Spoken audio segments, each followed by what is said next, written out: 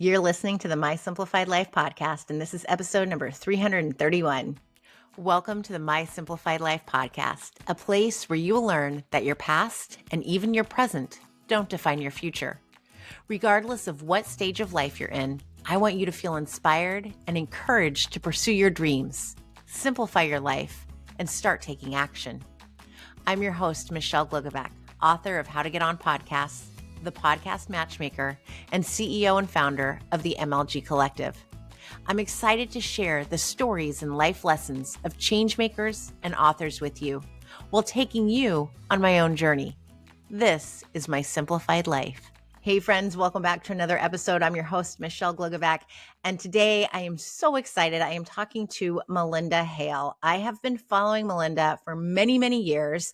Our joint friend, Mandy Bryce, introduced us online, and we finally have had the opportunity to chat, and we are sharing it all with you. Malynda is an actress. She's a creative. She is an activist. She is speaking out, and we're also in the PERSIST network together. So I can't wait to share with you our conversation on what she's doing as an activist, how she is taking care of herself, and what's most important to her these days. Hi, Malynda. Hi. Oh my gosh, I have waited literally years for this moment to chat with you. I am so happy that we are finally connecting. Unfortunately, it's not in person, but someday it will be. Well, I'm glad. Thank you. I was honored when you asked me. I always love a good conversation. Can you take a moment to introduce yourself to everyone, please? Of course. My name is Malynda Hale. I am based in Los Angeles.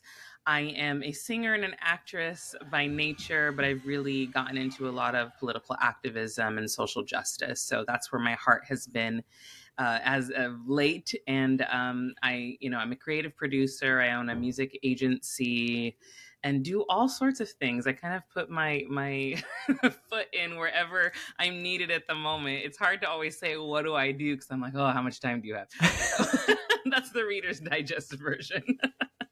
I love that. I absolutely love it. And I love that you're doing so many things, because I think that we so often we have tunnel vision and we have to siphon where we go and what we do. And yet as we grow older, we become more passionate about things. We figure out who we are. So Yeah. I love being a multi-hyphenate because, as I said, like I feel like when my voice is needed in a specific area, I can give all of the skills that I have from other things that I've done to that particular thing in that moment. So being a performer, being a singer and being a director, even now putting that into a lot of political activism, being able to use those skill sets of being able to communicate properly and share myself in a different way and not being afraid to speak out, that comes from being a performer, honestly. And then when I go back to performing, speaking out for people and advocate, that makes my performance a little bit more stronger as well, because I'm using the arts to really channel my feelings for that. So everything kind of just goes together, and it's nice to know that I can take a break from something and put energy into something else and go back whenever I feel like. I think growing up, I felt like I was conditioned to think that like you had to have one linear path for success, and I love that we've kind of broken away from that and we're allowed to be multiple things without feeling like we're a mess. I do sometimes feel messy, though. Yeah, oh, for sure. But because I remember growing up, I went to some workshop when I was in New York, and I was working to get my equity card, and it was like how to become an actor thing, and one of the teachers of the course was like, a lot of you have multi-goal syndrome, and you need to just focus on being an actor, and it's like, but there's so much more to acting than just acting. Like if you don't have world experience, if you don't, get involved in other things, like what are you channeling when you are becoming a character? What are you channeling on stage? I mean, again, it could work for some people, but for me, being a part of so many things has really helped my art. I love that as an actress, as someone who is in this industry, you do speak out, because I see a lot who do not speak out. Right. A lot who I'm like, well, where exactly do you stand on all of this? And then I'm thinking of who's the one guy? Now I'm drawing a blank. I can see his picture in my head. He lives in Austin and he's like off the grid. He was in the Harold and the Purple Crayon newer movie, the Shazam guy. I know who he is. His name is escaping me as well, but I And can I was like, I literally used to picture think, oh, it. he's adorable. Like, how cute is he? And then he opened his mouth, and I'm like, oh, and he's dumber than a box of Oh no. rocks. And he's a maggot, and he's an anti vaxxer. Oh, it's Like, Zachary Levi. Is thank that what you. yes. Yes. Yes. Yes. And I'm like, Mhm. so, yes, please speak out if you're on the right side. But like, let's be honest. Let's be honest. You know what's interesting though, when I do see people not speaking out and they're worried about their careers, I feel like it's riskier for someone like me who is still at the beginning of her career. Like I've done some things and I've had some credits, but like if you're already like super, super famous, I don't know why you're being quiet. Like you have your career. Right. You're established. And if anything, if you lose fans, those aren't the people that are meant to support you. That's what my mindset is. So for me, I mean, I've always been outspoken anyway. My parents will definitely attest to that. So it hasn't even, I've never had the mindset of, oh, I'm afraid of how this might, ruin my career or affect my chances for something. I would rather know that I'm on the right side of history, know that I'm standing by people, and then have somebody say, oh, you act too? Well, let me see what you do. I love what you know what I mean? And I've had some good experiences with that. So I would rather go towards the right path, do the right thing, and then worry about my career later, I guess, because I want to be able to sleep at night. That matters to me. I completely agree, and I think it applies even to myself. I'm not an actress. I can act. No, I'm just kidding. But even as a business owner, as someone who Yeah, is online so yeah, much, and I get the same. Wow, you're really brave for speaking out. I'm like, no. What? right. Like, why wouldn't I speak out? I'm gaining followers. If I lose some, great. But more people need to speak out. Yeah, We shouldn't be afraid to speak out. And when you have a platform already of people who are following you, yeah, use it for the good, yes, absolutely. But I think we also see, when a athlete or someone says something about politics and then they get slammed for, just throw the ball. Yeah, yeah, Um, but again, you have the mix of the ones who are, promoting anti-vax, and then you have the ones like I think the Golden State Warriors are incredible, and Steve Kerr keeps showing up in that way hmm of hmm really promoting everything that we need to promote right now. right, So it's right. such a mix of, yeah, we want to hear from you if you're over Yeah, here. but it's interesting, and I've never really agreed with this because people are acting as if these people aren't voting citizens either. like, Right. like they also these things just because they're rich, because they're famous, doesn't mean that they don't vote. Doesn't mean that these things couldn't affect them or people that they care about. So they're still private citizens and they still care about these things. So I think trying to separate, saying like, oh, don't talk about politics, it's like everybody should be talking about politics. Politics affects everybody. It's Mm-hmm. how you choose to talk about politics that we need to discuss, because some people are very, vitriolic. Some people, fan the flames. Some people say things that they shouldn't say because they're uneducated. Sure, I get all that. But telling people just in general, if they're your favorite celebrity or favorite influencer or whatever, that they shouldn't be talking about those things, I think that is really in poor taste. I think that people forget they're human beings. Yeah. Just like they forget they're voting citizens, Yeah. they're simply human beings like the rest of us. They Yeah. have opinions, they have rights, and it's overlooked. Yeah. Very much so. Very much so. Tell me, as a mom, as a woman, as a Black woman, what is your most passionate issue? What is the number one thing that gets you out of bed in the morning that you're like, I'm going to speak on this, I want to change this? Is there one big thing? Collective empathy. Mm. Because God, I could talk about this forever. I get very frustrated when people act like another demographics issue has nothing to do with them. I actually just made a reel about this that I'm gonna post as soon as we're done chatting.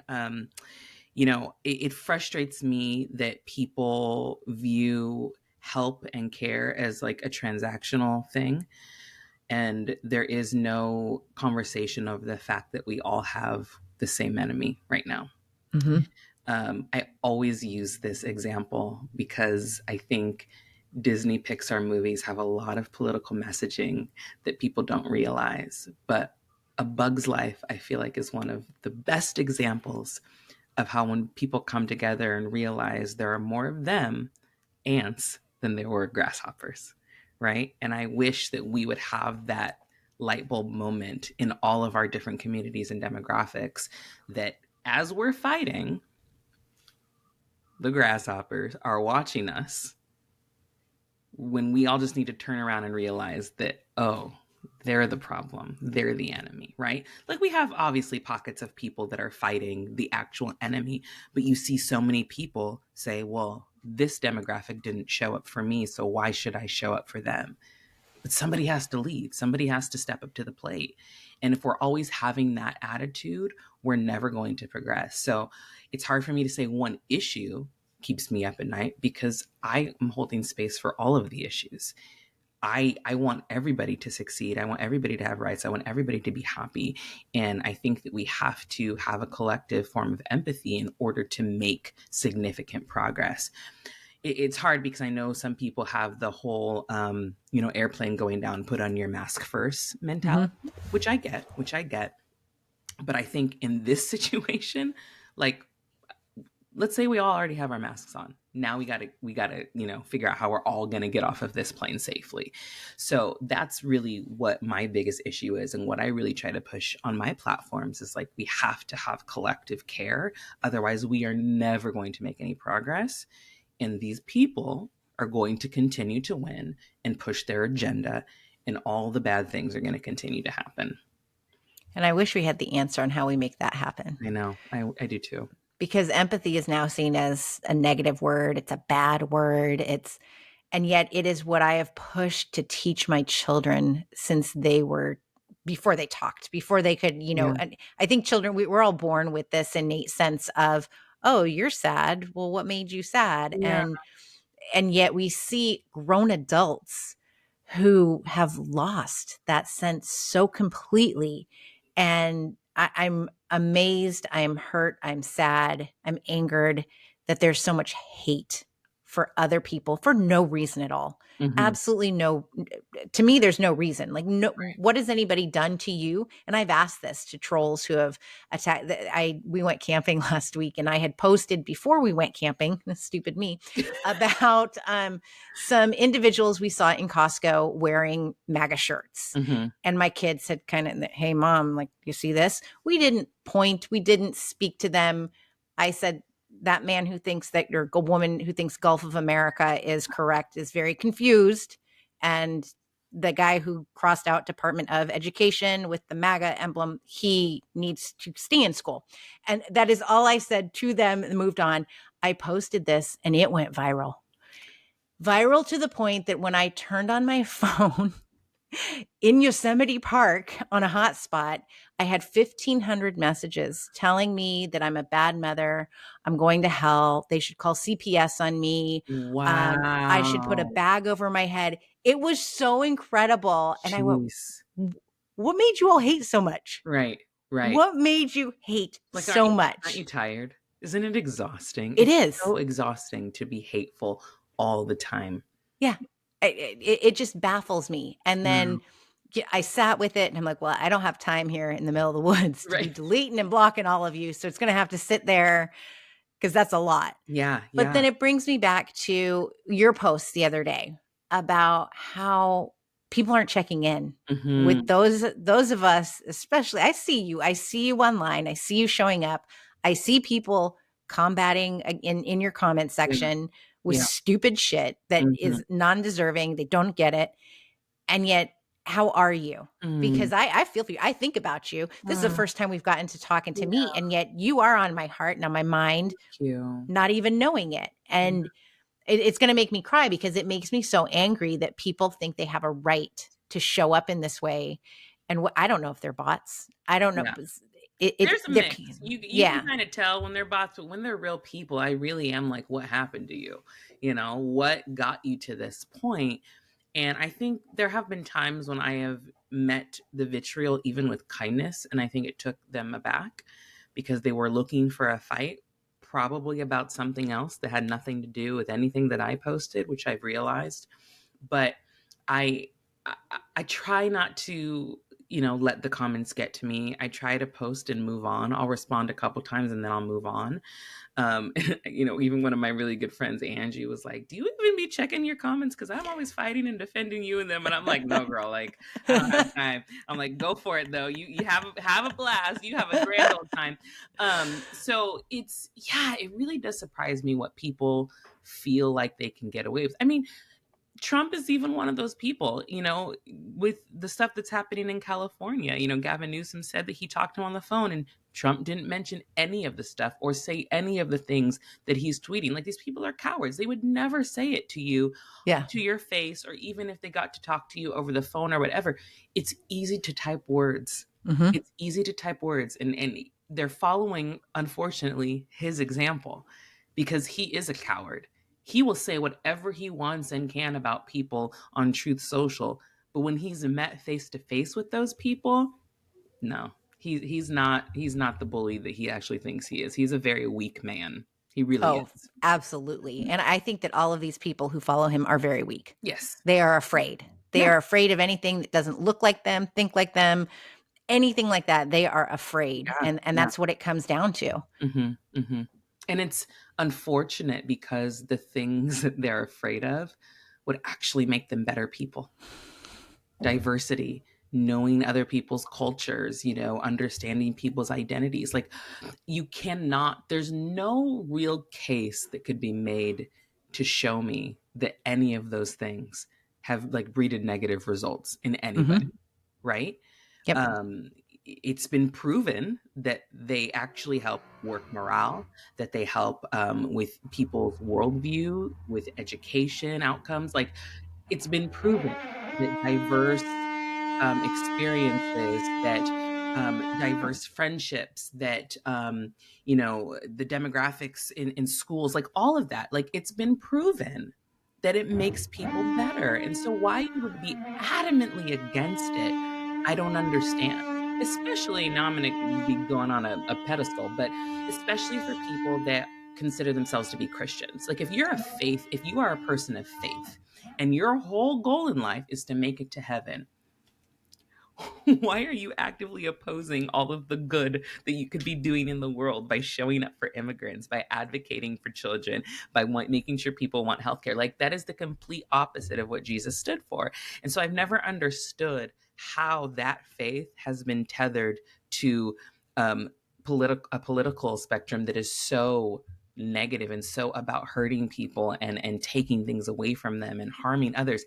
It really makes no sense, but their marketing's effective, so that's probably why.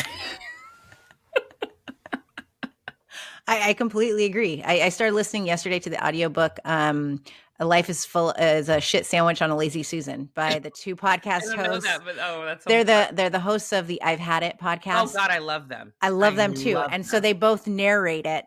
And I was cleaning the house because this is how I get my audiobooks in and my house clean. And one of them grew up very Christian, Bible Belt Christian. And the other friend was saying the exact same thing. Don't you think that Jesus would want to feed the hungry? Mhm. Don't you think Jesus would want to educate everybody? Yeah. House the poor?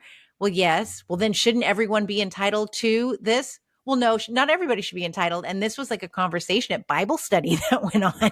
Oh, And it's just mind blowing. it is. I don't know what kind of Christianity is being taught.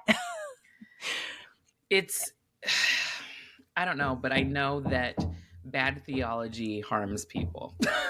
Bad theology harms people. And it's a shame that there is actually so much good under the guise of Christianity. Like, if you were to follow it to a T, it really could be a beautiful religion that leads by example. And don't get me wrong, there are good people, there are good Christians that are doing the work and trying to live up to the example that Jesus set. But I really don't know how he's been transformed into an American gun-loving capitalist. Like I don't know, like, how you created Jesus to be this way. It's really, I have to laugh, otherwise I'll cry. But it is astonishing, and it's a shame. It is a shame because I really wish that Christianity and Christians in general that they didn't have to defend themselves, the ones that are doing it the right way. Because I definitely say when I'm a Christian, I'm like, I'm not that Christian. I'm not a Republican Christian. I'm not a MAGA Christian. I'm like a Christian, like a Jesus Christian. And you have to like go in to give all these qualifiers, and it's really unfortunate. You should just know. They're supposed to know we're Christians by our love. That's the whole That's the song. Yeah, I remember singing that in church. Yes. It's just gone. I'm not the big cross wearing necklace Christian. Right. I'm the doer, the person of action, which is what Jesus was. Yeah. Like Jesus was poor and broke and just led with love and empathy and care. And that's what we should be doing. Yes. I fully agree. See, I love it. Get me on a pedestal. Keep going. The floor is yours, my friend. That's why you're here. Oh, I love it. You are on that pedestal. You take it. How are you dealing with everything that's going on personally? Like, what are you doing to give yourself a break, to regulate that self-care that we all talk about? That it's just, now it's like, it's funny. It's, I'm wearing a face mask tonight. Like, right. What are you doing to take care of Malynda? Oh God, what am I doing to take care of Malynda? I am trying to still stay creative. I'm getting ready to direct a short film, which I'm very excited about. I am spending more time trying to, at least, off of my phone and with my family. My daughter's in the stage of wanting to put on shows, so that's actually been really fun. How old is she? She's 5. And okay, because mine's 9, and it'll keep going. Okay, yeah, I love it. It's actually a great escape, because then I get to raise a musical theater kid, which is, I made her watch the Tonys with me the other night. My other daughter's about to turn 1, and it's been fun watching them interact. We go to Disneyland a lot because we have passes, and that's been great. And then sometimes I just really like to watch like crappy Hallmark movies. That's like kind of my escape. And crappy does not belong with Hallmark, okay? When I say crappy, predictable. That's more the word I mean. I like to watch predictable Hallmark movies because they're all the same, just with a different cast. And it makes me feel comfortable because I know what's going to happen. I know exactly what's going to happen. I usually also can guess what's going to be said. And that's fun for me. So yeah, I shouldn't say crappy because I watch them all year. And I love them. I'm probably one of their biggest consumers. So yeah, I mean, there's little things. I try reading. I need to read more light-hearted things, because I went from reading like Cast and like the 5 a.m. Club and like Bell Hooks, and I'm like, okay, this stuff is getting kind of heavy. So yeah, let me try to read some like romance novel or something. So I try to read 2 at once, so that way I have a balance.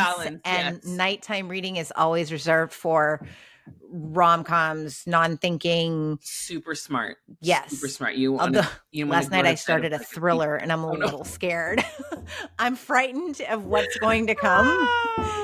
Yeah. So we'll see how that affects my nighttime sleeping routine. Yeah. Instead of trying to doom scroll, that's what I've tried to. I don't want to doom scroll at night, because then I'll just be up all night. So I'm trying to set boundaries for myself, which I think is really important.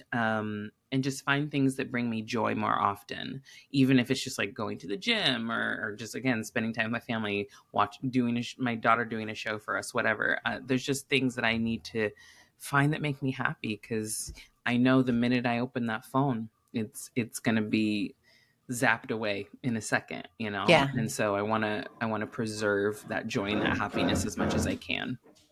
I've started my mornings. I don't right away look at it, because normally that would be my thing. Yeah. So I don't. I journal. I read Big Magic. I read rebellious poems. That's what I'm on now. And then I will open it and doom scroll. And I'm like, what exactly is the world waiting for me now? What happened overnight? Yeah.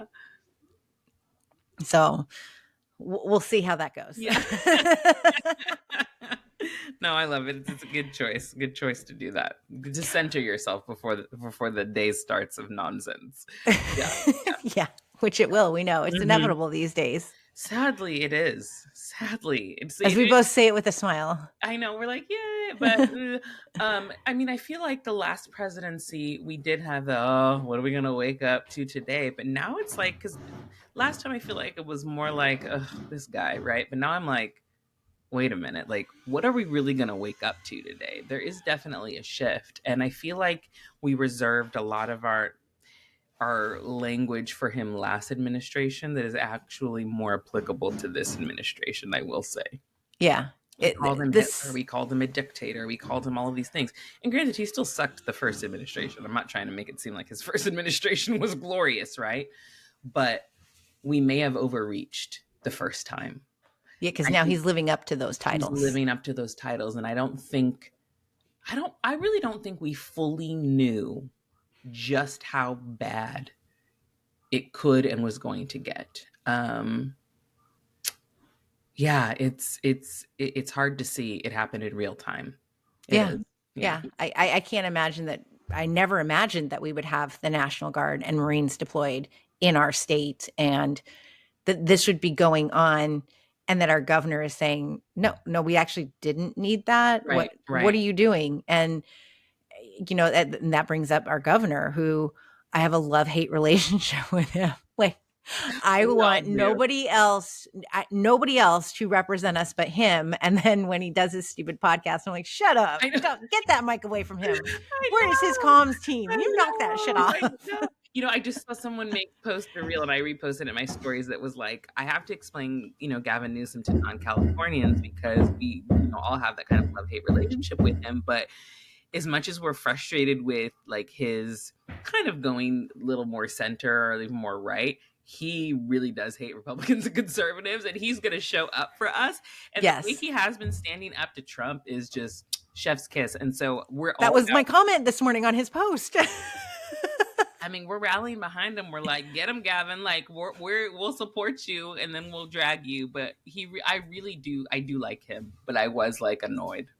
I think that's just the general consensus. Same. I commented on his stuff and I was like, what the hell are you doing? Yeah. And then I'm like, chef's kiss on your Taylor Swift reel. That was amazing. But I think that's what we should be doing with all of our politicians. We should praise them when they do good. We should let them know when we're not happy. Right.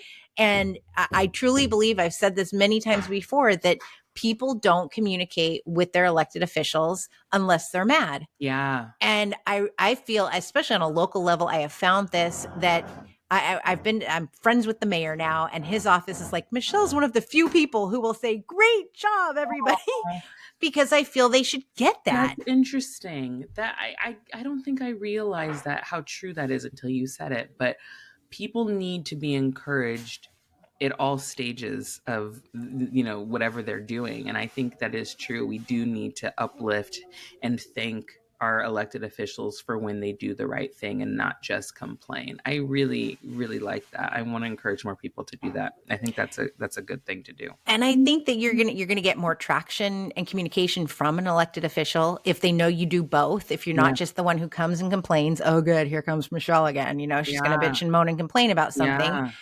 But then it also makes us active in our local government, in all stages of government, to be there, to vocalize. I think we need to do that. And it makes also the job not be such a crappy one. Yeah. I've said before, who would want to choose this as your career? I mean, literally, when people are calling you and all they do is complain. I have been on town hall calls where our rep is amazing. We have Panetta, and he is incredible. And someone just gets on. She's like, you didn't come to Santa Cruz last week. I'm like, shut up. Shut up, lady. Like, that's what we don't need to do. Praise him because he's fighting the fight. And he's on this call at 9:00 at night. Right. And as you're saying that, it literally made me think about, it's like the worst form of customer service.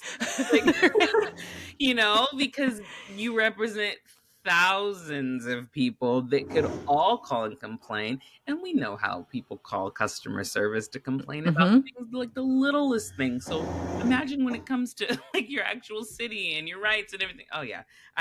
People always tell me, are you going to run for office? I'm like, you don't want me to run for office. I promise you, this is where I should be. It is not running for office.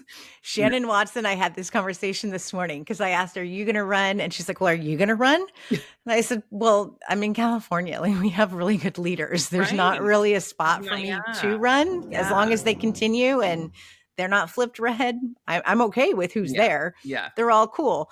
So no, I don't need to run. I think but I that's also, good. I think that if I did, then people wouldn't I wouldn't be the people person that I can be today. Right. Right. You don't want me to change. No, you don't want me to tell you, like, you didn't call me when I did something good. So don't call me now. Right. Oh my gosh. That's so funny. That's so funny. Oh my goodness. I adore you. Oh, I just do. I'm so glad that we get to chat and get to know each other on this next level. Because I know I said earlier, I said it online and I'll say it on the air that I want to be your actual friend. I appreciate that. And I'm going to check on you. In? San Jose. Oh, okay. So you're in Northern California. Okay. Yeah. Cool. Awesome. Yeah. The Bay. Yes. Love it. I love it. I love the Bay. Where can everyone find you and follow you and just hear your amazing words? Oh, thank you. So social media is just all at Malynda Hale, very simple. And then my Substack is #WeNeedToTalk. I write a lot of personal reflections there and, talking about things that are happening and really encourage people to critically think and, of course, lead with empathy because that's really my thing. So, yeah, those are the main places: Instagram, TikTok, Threads, and Substack. Thank you so much, Malynda. I appreciate all of the work you're doing and for taking your time to come on today. Thank you so much. I appreciate it, Michelle. Friends, please go follow Malynda. Keep up with what she's doing, saying, and the difference that she's making in our world. I think that she is the absolute most beautiful definition of a true Christian, what a Christian looks like, and what a great advocate and activist looks like and sounds like. She is such a good human being, and I'm so grateful that she is my friend and that she is out there doing this work for us. As a reminder, don't forget to check in on your friends who are speaking out because it's not only lonely, but it's exhausting.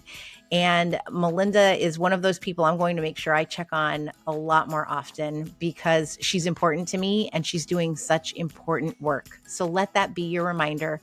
And don't forget to speak out yourself. It's worth it and it's needed.